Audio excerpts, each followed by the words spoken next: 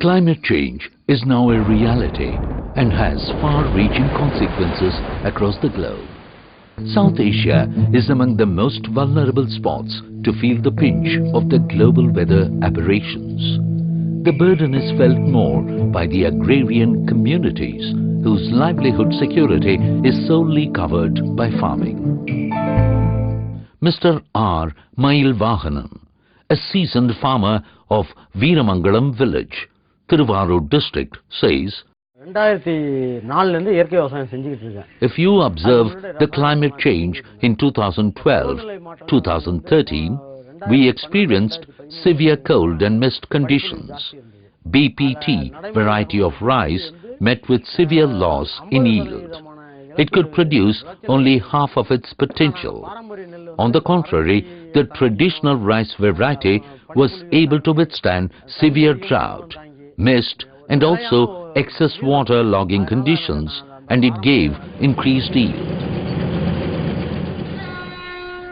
Farmers committing suicides are on the rise. More farmers are moving out of agriculture. Farmers are unable to do farming and are struggling hard to survive. Public Affairs Center, Bangalore has taken up a study titled Climate Change Adaptation Resilience in South Asia. The study was done in Kumbakonam Taluk of Thanjavur district, covering 5 villages from 4 Gram Panchayats. It was conducted in partnership with Dhan Foundation. The study is a part of a larger study carried out as a collaborative effort by 3 think tanks in South Asia, namely Public Affairs Center, Center for Study of Science, Technology and Policy, C-STEP, and Institute for Social and Environmental Transition, Nepal. This is interesting and a very unique partnership that has come about. An organization which is based in Kathmandu and 3 organizations based in South India, where the organizations bring their individual strength and capacity, looking at variety of issues that affect, govern climate change. From that perspective, PAC in Bangalore is doing wonderful work on governance, particularly governance at the subnational and local level. In this project, it was important for us that we begin to dissolve boundaries between research and development practice, between development practice and development action on ground, between development action on ground and the policies that govern them. So this calls for a lot of dissolution of the egos and the experiences and the knowledge bases that all these people bring, in order that all of us commonly can work together to produce a result, which is change on ground for lives of common people. Therefore, in a sense, in this project, we earthed the notion of climate change. We earthed it in people's lives and wanted expression at ordinary levels. Hence, terms like national, subnational and all that got obviated at a certain point, because ultimately it was the change we wanted to see, the light in people's lives. But we really haven't used instruments such as scorecards that PAC has been sort of experimenting and perfecting and using as a means of demanding accountability. So as this partnership evolved, we thought the idea of accountability and scorecard instrument that PAC uses is something which we adapt into our resource and climate change. The Climate Change Scorecard integrates DFID livelihood framework model but uses governance as capital. CCSC process includes input tracking as step 1, which helps understand the real situation on the ground. This is done by using participatory rural appraisal methods. This has helped understand climate change impacts and governance response for agriculture from the community perspective. A detailed regulation analysis related to agriculture was undertaken. Climate data was analyzed to understand the trends in rainfall and temperature. Step 2 is selection of indicators related to livelihood capitals.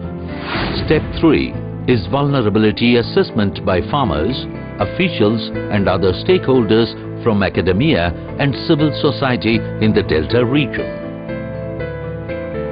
Step 4. Based on the vulnerability assessment, scenario planning was undertaken using governance and livelihood capitals by the communities.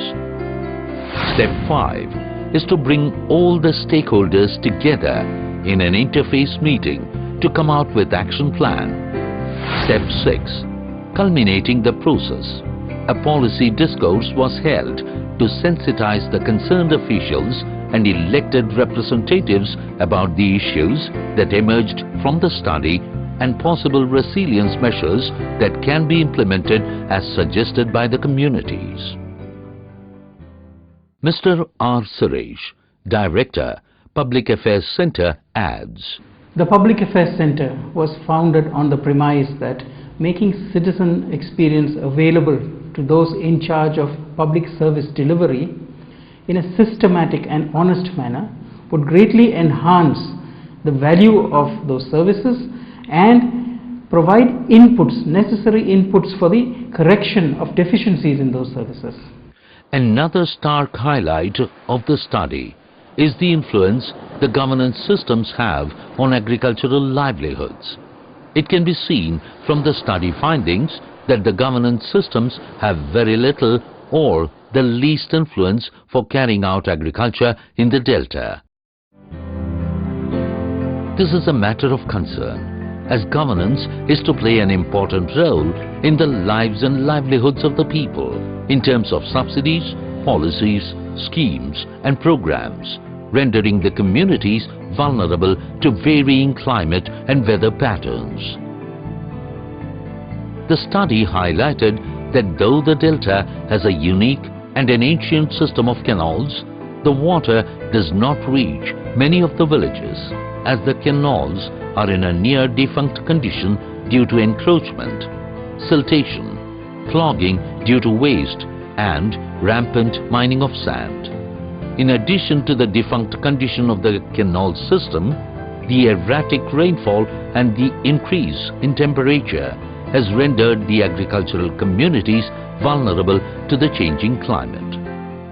உங்களுடைய சூழ்நிலைக்கு தகுந்த மாதிரியான பாரம்பரிய ரகங்களை தேர்ந்தெடுத்து நீங்கள் நடவு செய்தால் In order to cope up with the changing climate, a network of farmers have been cultivating traditional varieties of paddy which tolerates severe drought and flood, which is one of the resilience measures of climate change adaptation. In view of the Public Affairs Center, integrating the concerns of communities in an organic fashion through community-centered governance is the best way to address many of the issues of climate change. The PAC's Social Accountability Tool, the Climate Change Scorecard, is a bottom-up inclusive method which is unique as it integrates social science research with technical research. The method is also unique as it leads to research plus action on ground, as we at PAC believe in leaving something behind with the community. The process of CCSC empowers and enhances citizen voices, and it offers opportunities to create a dialogue mode to bring about effective policy discussions and evolution of suitable policy and programs for effective climate adaptation and resilience in river deltas. And the Cauvery Delta leads the way.